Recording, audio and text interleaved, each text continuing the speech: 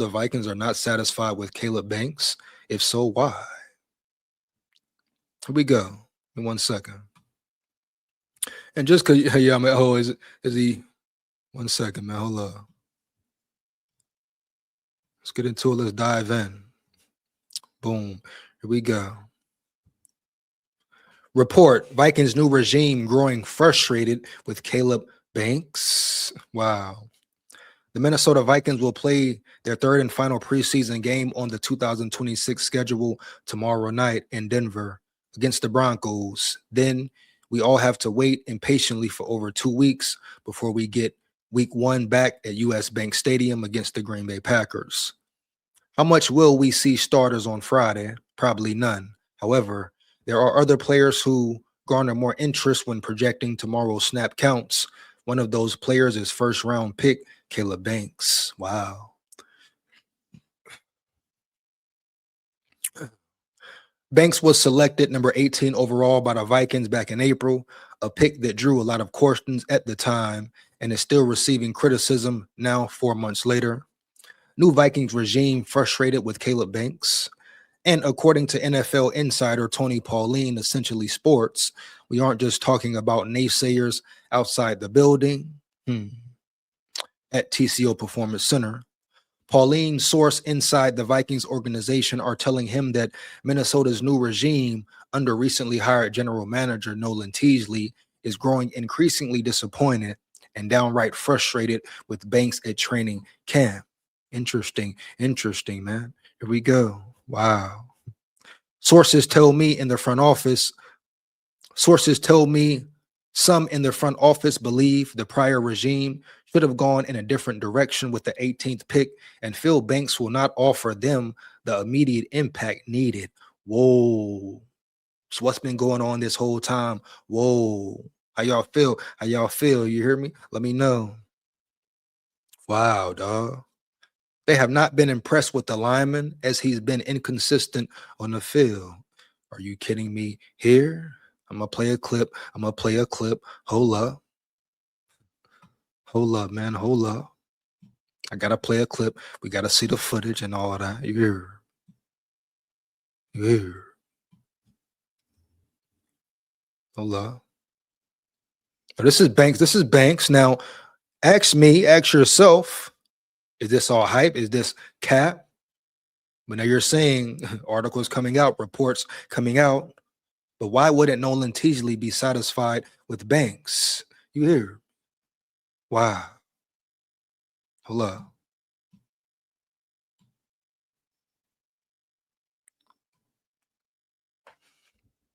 Nice play right there. Goal line. Nice play right there. You know what's up with it.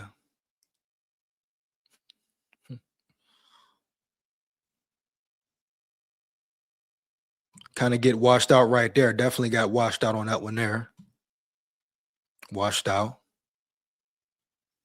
Oh, washed out again. You hear me? I ain't gonna lie. So I think probably the biggest thing he will have to work on is his pad height at times, levels at times, definitely. But is that enough to say they're not satiated with him right now? Hold up, man. Let's finish. I'm gonna run it back one more time for y'all. Was I even sharing the screen? I think I saw that. Y'all saw that definitely. One more again. Here we go. Big game Banks. Is he not performing well? Here we go. Great play right there. Great play. But you know. So I think sometimes out of the gate, off the rip, off the snap, he's a little too high. He is 6'6". We'll see how low he can stay. But why would Nolan Teasley, like they're already done? Ain't no way. You know, good thing they drafted Big Orange, Dominique Orange, Big Citrus, whatever you may call him. But man, Banks, no way, no how.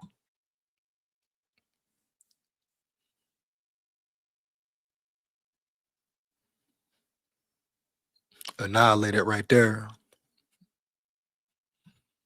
But hey, if we're talking about Big Orange Citrus, big Citrus.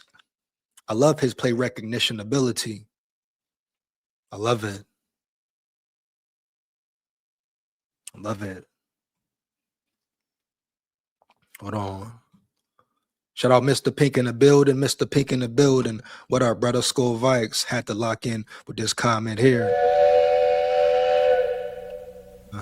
For sure. He say Big Orange more impressive than Banks. Wow, what a statement. What a major statement, man. Let me know in the chat. Do y'all agree with Mr. Pink? I repeat, do y'all agree with Mr. Pink? Here we go. Let's get it. But that has been the case thus far, right? Mr. Pink, that has been the case, right? No doubt. Here we go. Let's get back to it. So we saw the film. We just saw the film. Don't do that now. Boom, right here.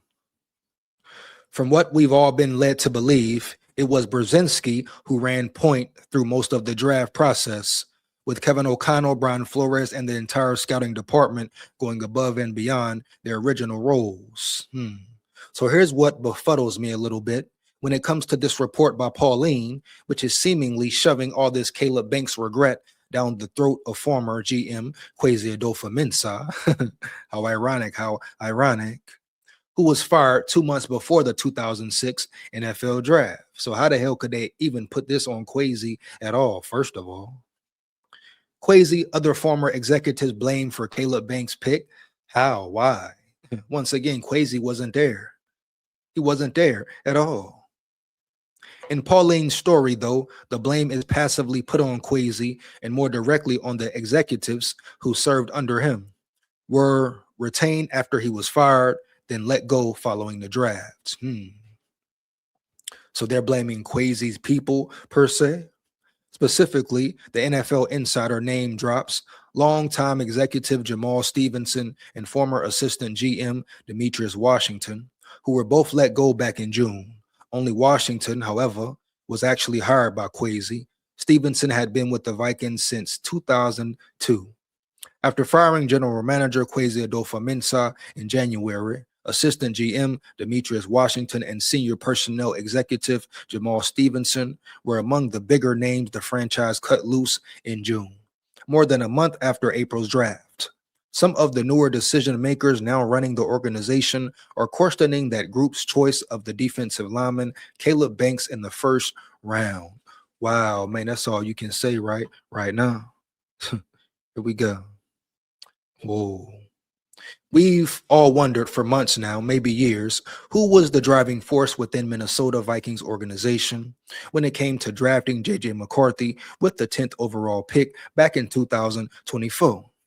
We'll see if we ever get those answers. What's interesting about this Caleb Banks scuttlebutt, though, is that nobody was really asking for it. If anything, the randomness to this news release and where it is coming from has many antennas standing up for possible schisms within the walls at TCO Performance Center. So has Brian Flores not mentioned it? Why? But shout out to him as well for not breaking this man confidence like KOC did to McCarthy. Oh, that would totally disrupt everything with Banks right now. So respect, shout out Flores for keeping it on the inside per se, right? Not coming out and just disrespecting my dog. Saying, hey, let's work with him, continue to work with him, see what happens. But the positive about this, they got another player who's looking promising in Big Orange Citrus, Dominique Orange, you know? Here we go. Sure, the only name former front office members. But again, Rob was the man who is widely believed to have run the 2026 NFL draft, and a great draft it was, I believe. And he is still very much a member of the organization. So is defensive coordinator Brian Flores, who also found his way into Tony Pauline's reporting on Thursday. Apparently, the NFL Insider has sources in the Minnesota Vikings organization who are pointing at him for the Banks pick as well. and it definitely would have Flores' name all on it, right? Wow. Interesting, man. Something to pay attention to. We gonna see tomorrow night. Show you right. Well, damn, is Banks like really out already? Teasley, Teasley should know talent, be able to identify talent. He's been around it. He's a Super Bowl winner. But we definitely got to get more out of Banks. Pay attention, pay close attention to him right now. Caleb Banks spent most of his final college season injured and dealt with injuries and surgeries throughout the offseason. Is it concerning that he hasn't stuck out like a starting caliber rookie early on? Ah, man. Wow. Maybe. But what's more concerning is that there are important people inside TCO Performance Center who have already given up on him. Crazy word. Wow. And to add insult to injury, our defensive coordinator, who most believe is the best the best in football. Hold up, run it back, bet. Here we go. And to add insult to injury, our defensive coordinator, who most believe is the best in football, is catching strays too. Of course, reality is not linear, and Banks has the talent to change the feelings of those around him. We'll see if he has his mental toughness. We'll see if he has the mental toughness to do it, because he might need it after he reads this report. Damn, Banks. Do y'all think that that's true about Banks, man? Let me know right now. Let me know in the chat. He say Banks need more conditioning and better technique. Yeah. Stay a little lower too, right? But I'm not I'm not gonna call him a bust yet, man. You can't call him a bust this soon, right? Vikings fan calling Banks a bust before he takes the field is like the Turner hate. Yeah, similar. I think it's way too early to say he's a bust, but something going on. Teasley done with him. Is Flores done with him? What's being talked about on the phone in the office meetings, right? What is really being said? For real.